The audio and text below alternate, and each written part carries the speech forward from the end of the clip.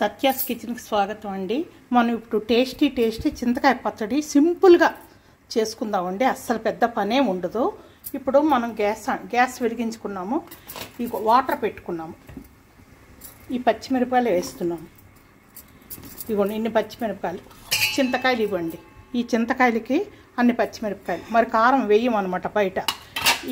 ఇవి ఉడకాలి. కొద్దిగా ఉడికిన తర్వాత అప్పుడు ఈ చింతకాయలు ఇందులో వేస్తాను. ఇప్పుడు ఇందులో ఏం వేయాలంటే కొద్ది నెయ్యి వేయాలండి. చాలు, ఎక్కువ వద్దండి. పచ్చడికి టేస్ట్ ఉంటుంది. ఉన్నన్నాళ్ళు చాలా టేస్ట్ ఉంటుంది. నిలవ వాసన కొట్టకుండా. ఇగోండి ఈ సాల్ట్ ఇది కొంచెం వేస్తున్నానండి. తర్వాత మనం సరిగ్గా వేసుకుందాం. ఉప్పు నెయ్యి పాకు కలుపుకున్నాం. మూత పెట్టాం, ఉడుకుతున్నాయి. మధ్యలో ఒకసారి కలుపుకొని మూత పెట్టానండి. ఇది రెండోసారి కలపటం. ఈ మాత్రం ఉడకడం చాలండి మనకి. ఇప్పుడు మనం ఇందులో ఈ చింతకాయలు కడుక్కొని శుభ్రం చేసుకున్నాం కదా, ఇవి మనం వేసేయాలి. రెండు చింతకాయ ఈ టైప్లో ఉండాలి. పండు చింతకాయ కాదు, మరి పచ్చి చిన్న అంటే ముదిరినవి కాదు, ఒక మాదిరిగా ముదిరినవన్నమాట. పచ్చడికి ఇలాంటివి చూసుకుంటే టేస్ట్ ఉంటుంది బాగా. కలుపుకొని ఒకసారి మూత పెట్టాలి. మళ్ళీ ఈ రెండు కలిపి ఉడకాలి. ఈ పచ్చడికి పల్లీలు కావాలండి. ఇన్ని పల్లీలు కాదు, కొంచెం వెయ్యాలి. నేను మిగతా ఇంట్లో ఉంచుకుంటాను, వేపుతున్నాను. ఇగోండి చింతకాయ ఉడికిపోయింది. ఈ టైప్లో ఉడుక్కోవాలి. ఇగో దీన్నేమో మనం ఇలాగా నొక్కి చూస్తే మెత్తగా అయిపోవాలి. ఈ రెండు కలిపి 10 నిమిషాల్లో అయిపోతాయండి మొత్తం. నేను గ్యాస్ ఆఫ్ చేసాను.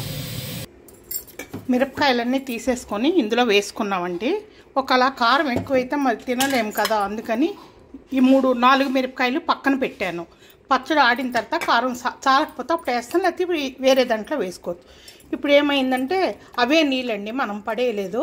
ఆ నీటిలో చింతకాయ పచ్చిమిరపకాయలు ఉడికిన నీటి ఇప్పుడేమో ఇందులో వెయ్యాలి. ఇట్లాంటిది ఏమైనా ఉంటే బయట వడపోసుకోండి. నేను ఒక చేయితో చూపించాలి కనుక ఇందులో పెట్టాను. మీరు బయట వడపోసుకొని చూపించండి. ఇలా వడపోసుకొని మనం వేసుకోవాలన్నమాట. వేసుకొని పల్లీలు తగినన్ని వేసుకొని మిక్సీ చేసుకోవాలి. ఇలా వడపేసుకొని మనం తీసుకున్నామండి. మళ్ళీ కావాలంటే కాస్త వాటర్ వేసి మళ్ళీ పిసికి దీన్ని బాగా తయారు చేసి మళ్ళీ జ్యూస్ తీసుకోవచ్చు. ఇది ఇప్పుడు పక్కన పెడుతున్నాను. ఇది మనం పిప్పు తీసుకొని పిసికిసి పెట్టిందండి. ఆ పిప్పులో మళ్ళీ కావాలంటే ఇది వడపోసుకుంటాం మనం. ఇలా కొంచెం 10 గిన్నెలు చేయొద్దండి. మనం 2 గిన్నెల్లో మనం తయారు చేసుకోవచ్చు. అది ఉడకబెట్టింది.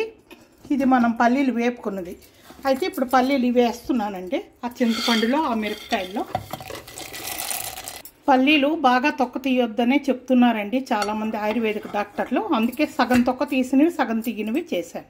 ఇందాక ఉడుకుతున్నప్పుడు కొంచెం సాల్ట్ వేసామండి. ఇప్పుడేమో ఇంత వేస్తున్నాము. ఏదైనా మీకు తగినట్టు పల్లీలు పులుపు తగినట్టు కారం తగినట్టు మీరు చూసుకోండి. ఇప్పుడు మాకు తగినట్టుగా నేను వేస్తున్నాను.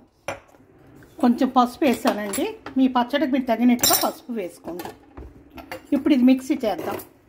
ఇది ఒక్కసారి మిక్సీ చేసి వద్దండి, వేడెక్కిపోయి టేస్ట్ తగ్గిపోతుంది. రోట్ని రుబ్బుకుంటే చాలా బాగుంటుంది. ఇప్పుడు నేను చేయలేక మిక్సీలో వేశాను. అందుకని దీన్ని మనం ఏంటంటే కొద్దిగా వెన్నాడుతాం కదా, అందులో నెమ్మదిగా ఆడి ఆపి మిక్సీ చేసి ఆపి అలా చేయండి. అంటే కొద్ది పచ్చడి చిన్న దాంట్లో ఎక్కువగా నలిగేటట్టు చూసుకోండి. నలగడం తక్కువే నలగాలి, ఎక్కువ టైము మిక్సీ తిరిగేటట్టు చూసుకోండి. ఇగోండి ఇప్పుడు ఇలా చేశాను నేను. ఈ పులుపు పట్టేస్తుందండి. ఇది మనం వేసేస్తున్నాం. ఆ చింతపండు జ్యూసు ఒక్క మిరపకాయ వేసానండి. 4 వదిలేసాను కదా, ఒకటే పడుతుంది. ఆ వాటర్లో కూడా కొంచెం కారం ఉంటుంది కదా. ఇప్పుడు సాల్ట్ చాలేదు, ఇది వేస్తున్నాను. మిరపకాయలు వేసేస్తున్నానండి. పట్టేస్తాయి మొత్తం నేను వేసినవి. ఇగోండి ఇలా ఆడుకోవాలి. ఇగోండి ఇలా ఆడుకోవాలి. చిన్న గాడగాడగా ఆడుకోవాలి. మరి మెత్తగా వద్దు, మరి ఎక్కువ గాడగాడలు కాదు. ఇప్పుడు ఆడిస్తే చాలా చక్కగా ఉందండి పచ్చడి. ఎక్కువగా మందులు మెడిసిన్స్ వాడిన వాళ్ళకి పచ్చడి చాలా చాలా బాగుంటుందండి. జొన్న రొట్టెల్లోకి బాగుంటుంది, దోశల్లోకి, ఉప్మాకి, కొన్నిటికి చాలా టేస్ట్గా ఉంటుందండి పప్పుతో. అయితే ఇది 10 రోజులు ఉంటుందండి పచ్చడి. మనం వేసుకొని ఫ్రిడ్జ్లో పెట్టుకోవాలి. 10 రోజులకు పైన ఉంటుంది. చూసుకోండి మీరు. ఈ రకంగా చేయాలి. అంతేనండి చింతకాయ పచ్చడి. చింతకాయ పల్లి పచ్చడి చాలా టేస్టీ పచ్చడి, సింపుల్ పచ్చడి. చింతకాయ పచ్చడికి నెయ్యి తాలింపిస్తే చాలా బాగుంటుందండి. అందుకే నెయ్యి వేసాను, పోపులు వేస్తాను, చూపిస్తాను. కావాలండి మినపగుళ్ళు, కొంచెం జీలకర్ర, పోపులు వేగిపోయి కరివేపాకు వేసానండి. కరివేపాకు మీకు ఇష్టం ఉంటే వేసుకోవచ్చు, లేకపోతే లేదు. వేసుకుంటే కమ్మగానే ఉంటుంది. అన్నంలో కలుపుకునేటప్పుడు నెయ్యి కానీ ఆయిల్ కానీ వేసుకొని ఈ పచ్చడి కలుపుకుంటే చాలా చాలా టేస్టీగా ఉంటుంది. మనం చింతకాయ పులుపు కొద్దిగా ఘాటు ఉండాలి, కారం కొద్దిగా ఘాటు ఉండాలి, ఉప్పు కూడా ఎక్కువే ఉండాలి. తర్వాత చప్పపడిపోతుంది.